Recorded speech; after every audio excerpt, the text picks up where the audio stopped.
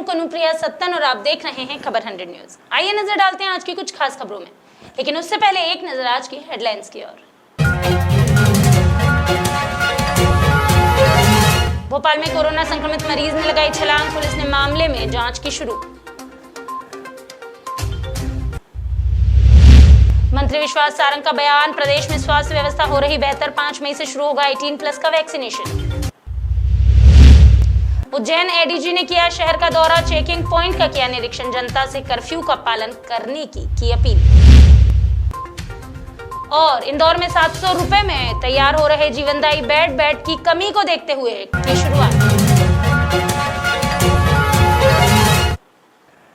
मध्य प्रदेश की राजधानी के चिरायू अस्पताल से कोरोना संक्रमित ने छलांग लगा दी। यहां 5वीं मंजिल से 45 वर्ष के कोविड संक्रमित मरीज देवेंद्र मालवीय ने छलांग लगाकर आत्महत्या कर ली। हालांकि इस घटना के बाद मृतक को आईसीयू में भी ले जाया गया। इलाज के दौरान देवेंद्र मालवीय ने दम तोड़ दिया। फिलहाल अस्पताल प्रबंधन ने मृतक के परिजनों को मामले की सूचना दे दी है।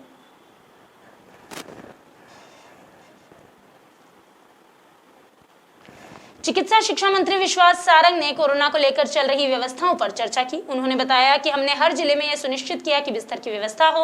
अभी तक कोरोना सहायता केंद्र हमने शहरी क्षेत्र में बनाए थे, अब ग्रामीण क्षेत्र में भी बना रहे हैं। वहीं 18+ के लोगों को वैक्सीन लगाने की व्यवस्था पर सारंग ने कहा कि 5 मई से 18+ के लोगों का वैक्सीनेशन शुरू हो जाएगा। पूरे प्रदेश में हर जिले में यह सुनिश्चित किया है कि लोगों को बिस्तर की उपलब्धता सुनिश्चित हो, और इसीलिए हर स्थान पर, चाहे वो सरकारी अस्पताल हो या प्राइवेट अस्पताल हो, सभी अस्पतालों में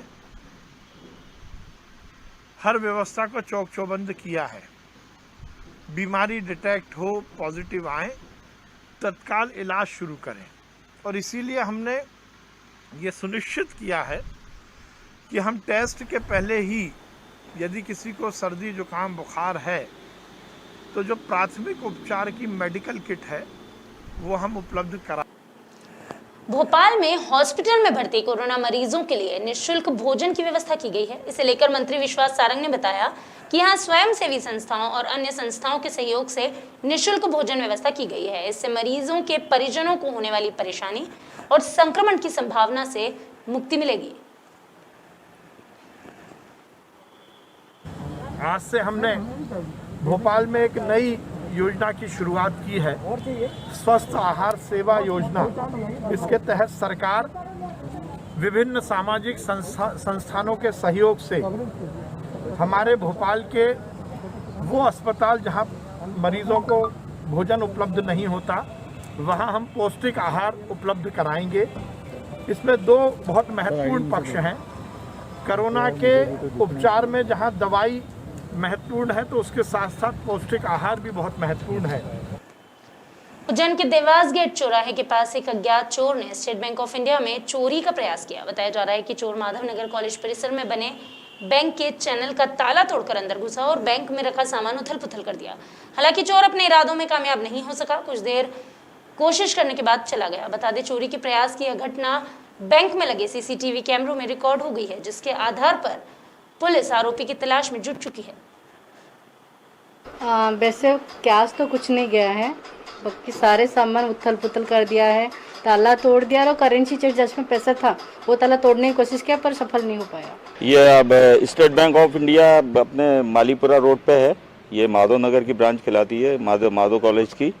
इसमें आज हमें ना बैंक के द्वारा सूचना मिली थी कि ताले टूटे हुए हैं। हमने जाके देखा तो वहाँ उनका जो भवन का जो पहला चैनल है उसका ताला टूटा था, और एक अंदर का चेस्ट है वहाँ का चैनल के ताले टूटे थे और बाकी का सामान बिखरा हुआ था।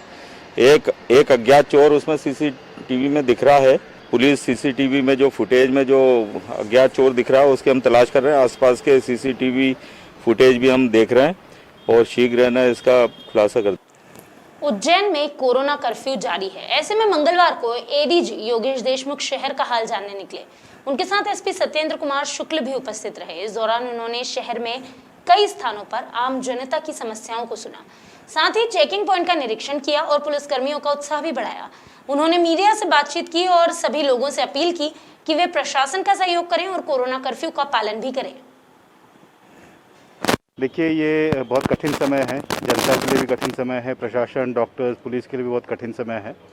तो हमारे जवानों का मनोबल ऊंचा रहे और जनता की भी समस्याएं हैं उनको भी सुने, यही सब देखने के लिए है।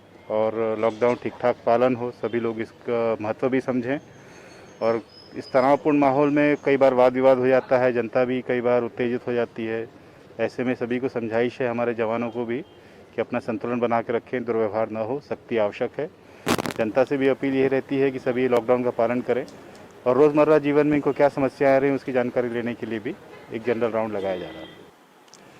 उज्जैन जिले के तराना में बढ़ते संक्रमण को देखते हुए दवा के साथ दुआओं का दौर भी जारी है। यहाँ खेड़ापति हनुमान मंदिर में निगम कॉलोनी के रहवासियों ने इकट्ठा होकर खेड़ापति मंदिर में हवन पूजन और प्रार्थना की।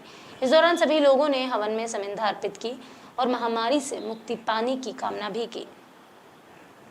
नगर में जो है नगर की जो है कोरोना शांति के लिए और ये जो कोरोना उन्मूलन के लिए विश्व में शांति हो, उससे के लिए भगवान अंजनीलाल खेड़ापति सरकार के यहाँ पर आज पूरे निगम कॉलोनी के रहवासियों के द्वारा, नागरिकों के द्वारा यहाँ पर भगवान भोलेनाथ और हनुमान जी महाराज खेड़ापति सरकार के लिए यहाँ पर हवन किया जा रहा है और उनसे विनती की जा रही है कि भगवान ये जो महामारी फैली हुई है और जिससे जन हानि हो रही है, भगवान इसको शांति प्रदान करें। मंगलवार को पूर्व मंत्री और विधायक जीतू पटवारी ने एक प्रेस कॉन्फ्रेंस की। उन्होंने कहा कि किसी भी कांग्रेस का फोकस नहीं है, फिलहाल कोरोना की रोकथाम पर ध्यान दिया जा रहा है। इस दौरान उन्होंने बिगड़ती स्वास्थ्य व्यवस्थाओं के साथ डगमगाती अर्थव्यवस्था को लेकर सरकार को आड़े हाथों लिया। इतना ही नहीं, उन्होंने मौत के आंकड़ों पर खेली जा रही राजनीति पर भी सवाल किए। आइए आपको सुनाते हैं पूर्व मंत्री जीतू पटवारी ने क्या कहा।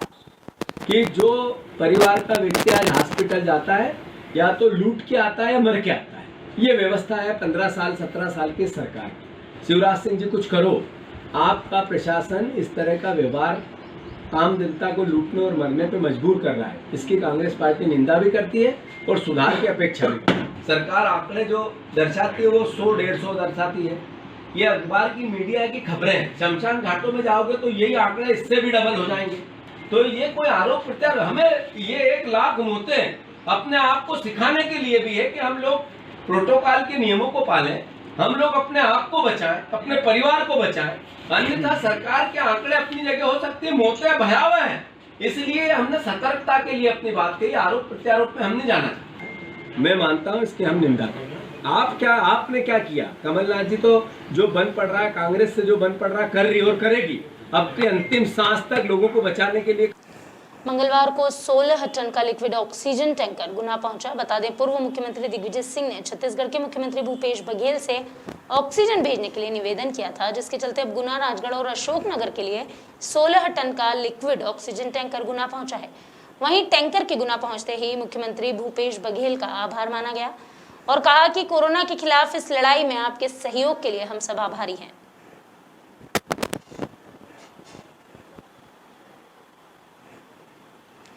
इंदौर में एक बुजुर्ग कारीगर ने हॉस्पिटल में बेड की कमी को दूर करने की मुहिम में मरीजों को राहत पहुंचाने का अभियान शुरू किया, जो कारगर सिद्ध होता नजर आ रहा है। 24 घंटे काम कर बेड की कमी दूर करने की कोशिश की जा रही है। कहावत है, चाह है तो राह है। इस कहावत को सिद्ध कर दिखाया इंदौर के कलेक्टर कार्यालय के नजदीक फैब्रिकेशन की दुकान चलाने वाले सुनील वर्मा ने।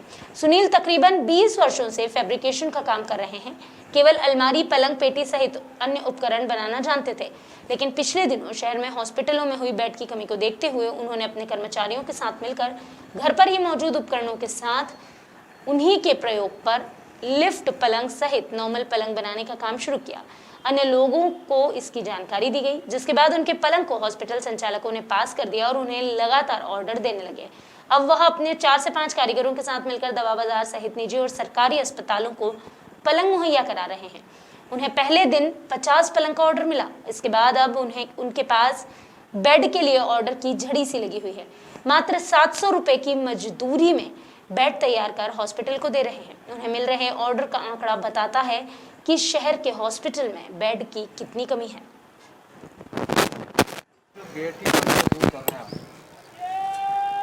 हॉस्पिटल वाले किस तरह से संपर्क करते हुए बेड बनवा रहे हैं आप? ये हमने 1-2 जगह बना के दिए थे, उनको पसंद आए तो अपने पास में आ गए, बोला हमारी भी बना दो, हमारी भी बना दो। ऐसे। कब से आप बेड बना रहे हैं? ये मेरे को 1 महीना हो गया था। कितने बेड चाहिए यहाँ बनना? मैं 100 के ऊपर बना दी, 100-150 बेड बना के पहुँचा दिए। अभी और ऑर्डर है, अपनी बोलते हैं और बनाना है। कहाँ का आपको ऑर्डर मिल रहा है आपको? ये अपने दवा बाजार के मिल रहे हैं, बॉम्बे हॉस्पिटल है, 2-3 हॉस्पिटल और जैसे है, वो बताते ही नहीं है ना साहब, अपने को अपने से बनवा के ले आके दे देते हैं। कितना रुपये ले रहे हो आप बेड बनाने? एक बेड बनाने की मजदूरी लेते हैं साहब 700 रुपये। मटेरियल मटेरियल वही बटवा देते हैं पूरे, उनके हम बता देते हैं मटेरियल यहाँ मिल रहा है, तो वहाँ से लेके हम हमारे को जो लगता है वो ले। इंदौर की सैनिटाइजर कंपनी ने शहर के सभी स्थानों सहित प्रेस क्लब को सैनिटाइज किया। मशीन में विशेष रूप से वायरस को खत्म करने के लिए केमिकल का उपयोग किया जा रहा है। कोरोना का सबसे अधिक खतरा फ्रंटलाइन वर्कर्स को है, क्योंकि वो 24 घंटे अपनी ड्यूटी पर तैनात हैं। इसी के मद्देनजर शहर की सैनिटाइजर कंपनी ने विशेष रूप से वर्क मशीन में केमिकल का उपयोग कर वायरस को समाप्त करने के लिए फ्रंटलाइन वर्कर्स के ऑफिस सहित शहर के विभिन्न स्थानों में सैनिटाइजेशन का काम कंप्लीट किया। ये इंदौर सैनिटाइजेशन कंपनी है, उसके द्वारा जो हम लोग जो है सैनिटाइजेशन कर रहे हैं। इसमें क्या है, जितने भी इंदौर के थाने हैं, इंदौर के ना MG रोड ही नहीं है ना, इंदौर के जितने भी अन्य थाने, सभी थानों को जो हमारे द्वारा जो इंदौर सैनिटाइजेशन के द्वारा फ्री ऑफ कॉस्ट जो सैनिटाइज किया जा रहा है। आज वर्ल्ड प्रेस जो फ्रीडम डे जो डे है, उसके उपलक्ष्य में भी जो है पूरा जो आपका प्रेस क्लब जो हमारे द्वारा कंपनी के द्वारा इंदौर सैनिटाइजेशन के द्वारा उसको भी फ्री ऑफ कॉस्ट जो निःशुल्क जो है पूरे प्रेस क्लब को जो है पूरा सैनिटाइज़ किया गया है। इसमें जो है एंटीबैक्टीरियल लिक्विड वगैरह हम जो है डाल के इसको सैनिटाइज़ करते हैं। अभी के लिए बस इतना ही, लेकिन खबरों का सिलसिला लगातार रहेगा जारी। जुड़े रहिए खबर 100 न्यूज़ के साथ, जनता की बुलंद आवाज़।